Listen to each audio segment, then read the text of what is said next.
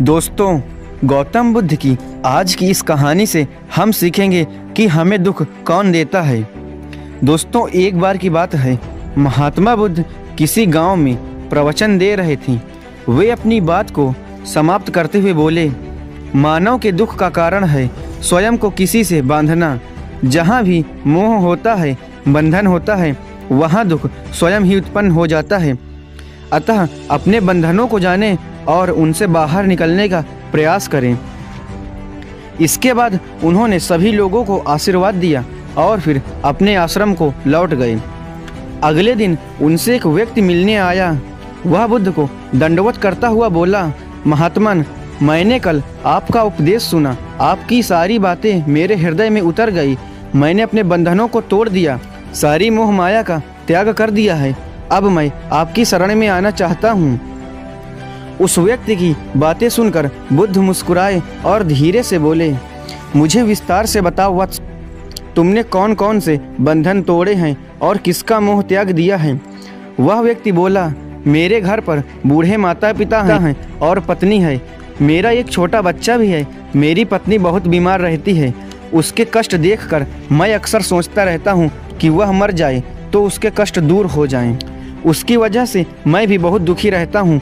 लेकिन कल जब मैंने आपका उपदेश सुना तो मेरी समझ में आ गया कि मेरे परिवार से मेरा बंधन ही मेरे दुखों का कारण है। अगर मैं इसके चक्कर में पड़ा रहूँगा तो कभी सत्य को नहीं जान सकूँगा। इसलिए अपने घर को त्याग कर आपके पास आया हूँ। बुद्ध ने पूछा, क्या तुम सचमुच सभी बंधनों से मुक्त हो गए हो? देख लो, कहीं कोई बंधन तुम्हारे पीछे तो नहीं रह गया। बुद्ध ने ऐसा उस व्यक्ति से प्रश्न पूछा। वह व्यक्ति बोला, नहीं प्रभु, मैं अपने जीवन की सारी चीज़ों को पीछे छोड़ आया हूँ और अब आगे बढ़ना चाहता हूँ। उस व्यक्ति की बातें सुनकर बुद्ध ने कहा, अगर ऐसी बात है तो फिर ठीक है, आज तुम यहीं मेरे आश्रम में रुको। कल मैं तुम्हें बताऊंगा कि तुम्हें क्या करना है। बुद्ध ने अपने एक शिष्य को इशारा किया। शिष्य ने उसे आश्रम के अतिथि कक्ष में पहुंचा दिया। वह व्यक्ति खुशी के साथ आश्रम की गतिविधियां देखता रहा। उन्हें देखकर वह बहुत प्रसन्न हुआ और अपने सौभाग्य पर इतराता रहा। अगले दिन बुद्ध ने उस व्यक्ति को एक कार्य सौंपते हुए कहा, तुम्हें पूर्व की दिशा में जाना है। वहाँ पर तुम्हें एक गांव मिलेगा। गांव के बाहर ही एक साधिका का घर है। वह तुम्हें कोई वस्तु देगी, उसे लेकर तुम्हें मेरे पास आना है।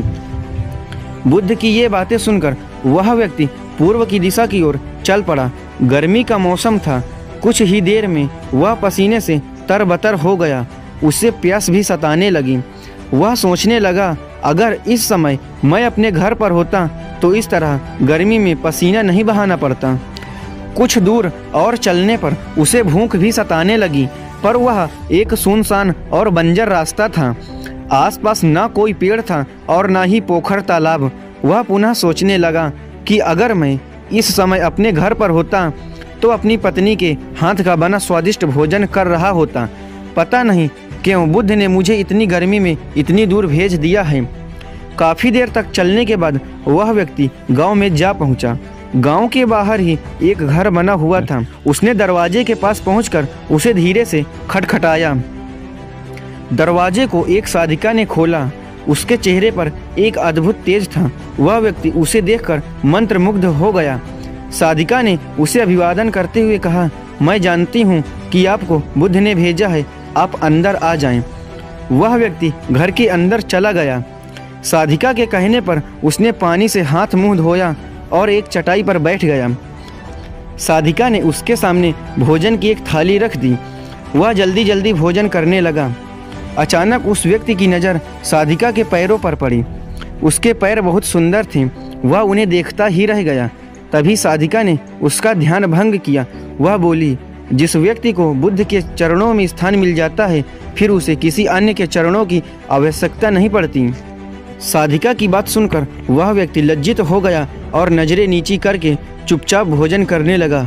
भोजन करने के बाद साधिका ने कहा, आप बहुत दूर से आए हैं, थक गए होंगे, यहीं चटाई पर लेट जाएं, मैं पंखा कर दूंगी। वह व्यक्ति बहुत थका हुआ था। वह चटाई पर लेट गया और अपनी आंखें बंद कर ली। साधिका उसे पंखा करने लगी, पर लेटने के बाद भी उस व्यक्ति को चैन नहीं आया। उसने धीरे से अपनी पलकों को खोला और चोर नज़रों से साधिका को देखने लगा। वह सोचने लगा, यह स्त्री कितनी सुंदर है, इसकी वाणी कितनी मोहक है। अगर यह मेरी पत्नी होती तो मेरा जीवन स्वर्ग बन जाता। साधिका इसके मन की बात समझ गई। वह बोली, शरीर में कुछ नहीं रखा है, यह केवल मांस, मज्जा और अस्थियों का जोड़ है। जो व्यक्ति इसके आकर्षण से मुक्त हो जाता है वही सत्य को प्राप्त कर पाता है। यह सुनकर वह व्यक्ति घबरा गया। वह चटाई से उठ बैठा और बोला, अब मुझे बुद्ध के पास जाना चाहिए। कृपया आप मुझे वह सामान दे दें जिसके लिए बुद्ध ने मुझे यहाँ पर भेजा है। साधिका ने मुस्कुरा कर जवाब दिया, बुद्ध ने आपको जिस कार्य के लिए भेजा था वह पूर्ण हो चुका है। साधिका की यह बात उस व्यक्ति को समझ में नहीं आई। वह दरवाजे की ओर बढ़ चला। दरवाजे के पास पहुंचकर वह एक क्षण के लिए रुका और पलट कर बोला, क्या आप अंतर्यामी हैं? आपने मेरे मन की बात कैसे समझ ली? वह स्त्री मुस्कुराते हुए बोली, बुद्ध की कृपा से मैं मोह माया से ऊपर उठ चुकी हूँ, इसलिए भावनाओं से निर्लिप्त हूँ और किसी के चेहरे को देखकर उसके मन में उठने वाले विचारों को समझ लेती हूँ। उसकी बातें सुनकर वह व्यक्ति एक बार पुनः लज्जित हुआ और सोचने लगा कि जिस स्त्री ने सच्चे मन से मेरा सत्कार किया है, मैं उसके बारे में क्या क्या सोचता रहा। उसके बाद वह बुद्ध के आश्रम की ओर लौट पड़ा। आश्रम में पहुंचकर वह व्यक्ति बुद्ध के चरणों में गिर पड़ा और बोला, महात्मन मुझे क्षमा कर दें, मैं बड़ा पापी हूँ। उसकी बात सुनकर बुद्ध मुस्कुराए और बोले, मैंने तुम्हें साधिका के पास इसलिए भेजा था ताकि तुम अपने आप को देख सको। अब मुझे बताओ, क्या तुम सचमुच मोह और बंधन को त्याग चुके हो? वह व्यक्ति कुछ नहीं बोला। वह नजरें नीचे किए चुपचाप खड़ा रहा। बुद्ध ने कहा, बाहरी बंधन और मोह को त्यागने से हम बंधन मुक्त नहीं होते। दरअसल बंधन और मोह हमारे शरीर के भीतर होता है। तुमने परिवार को छोड़ दिया और सोचा कि मैं बंधन मुक्त हो गया, लेकिन जैसे ही तुम्हें अवसर मिला तुम्हारे भीतर का मोह जाग उठा और इसी वजह से आज तुम अपने आप को पापी समझ रहे हो। वह व्यक्ति बोला, मुझे क्षमा कर दें प्रभु। उस व्यक्ति ने अपने हाथ जोड़ लिए।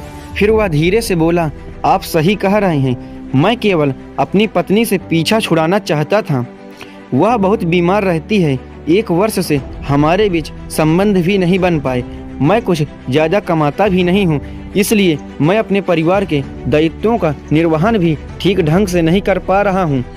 शायद इसीलिए मैं अपने परिवार से पीछा छुड़ाना चाहता था, पर अब मैं समझ गया हूँ मेरा परिवार ही मेरा सत्य है और उसके दायित्वों का निर्वहन करना ही मेरा असली कर्म है। बुद्ध बोले, मैं जो कुछ भी कहता हूँ वह अपने अनुभव के आधार पर कहता हूँ। लोग मेरी बातों को सुनते तो हैं, पर वे अपने स्वार्थ के अनुसार ही उसका अर्थ ग्रहण करते हैं। इसीलिए लोग मोह माया, कामना, इच्छा, वासना और क्रोध को बाहर की ओर खोजते हैं, जबकि यह हमारे भीतर ही है। हम दूसरों को देखकर तरह तरह की कामना करने लगते हैं। कामना से इच्छा की पूर्ति न होने पर कामना से इच्छा जन्म लेती है और इच्छा से वासना पैदा होती है और वासना की पूर्ति न होने पर क्रोध उत्पन्न होता है। यह सब एक दूसरे से जुड़े हुए हैं। क्रोध के लिए हम सदैव दूसरे को जिम्मेदार ठहराते हैं, जबकि क्रोध का स्रोत हमारे भीतर होता है। तुम चाहोगे तो क्रोध आएगा, तुम चाहोगे तो क्रोध नहीं आएगा। इसी तरह बंधन बाहर नहीं होते, हमारे मन में होते हैं। हम मन से ही किसी से बंध जाते हैं और मन के कारण ही हम दुख पाते हैं। लेकिन जो व्यक्ति इन बातों की गहराई तक पहुंच जाता है वह दुखों से हमेशा के लिए मुक्त हो जाता है। दोस्तों, अगर गौतम बुद्ध की ये कहानी आप लोगों को पसंद आई हो तो वीडियो को लाइक करके चैनल को सब्सक्राइब जरूर करना।